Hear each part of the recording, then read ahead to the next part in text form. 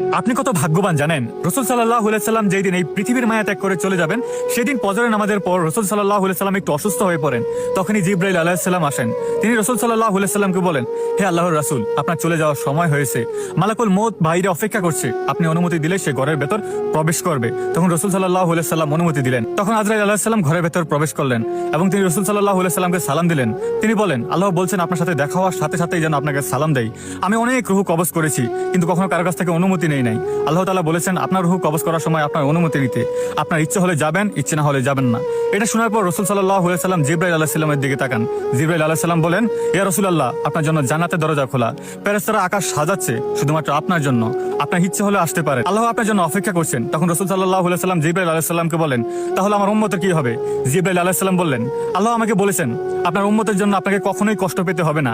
রসুল সাল্লাল্লাহু আলাইহি সাল্লাম ভীষণ খুশি হয়ে গেলেন। তখন রসুল সাল্লাল্লাহু আলাইহি সাল্লাম অনুমতি দিলেন। ওনার অনুমতি সাপেক্ষেই ওনাকে এই পৃথিবী থেকে নিয়ে যাওয়া হয়। একটাবার ভেবে দেখুন, যে মালাকুল মউত প্রথমবারের মতো কাউকে সালাম দিয়েছেন, প্রথমবারের মতো কারোর রূহ কবজ করার সময় তার অনুমতি নিয়েছেন, যে মানুষটি এই পৃথিবী থেকে বিদায় হওয়ার সময় তার উম্মতের নিশ্চয়তা আল্লাহর কাছ থেকে নিয়ে গেছেন, যে রসুল সাল্লাল্লাহু আলাইহি সাল্লামের উম্মত হওয়ার জন্য হাজারো নবী রাসূলগণ চেষ্টা করেছিলেন, সেই রসুল সাল্লাল্লাহু আলাইহি সাল্লামের উম্মত হয়ে আপনি ভাগ্যবান না?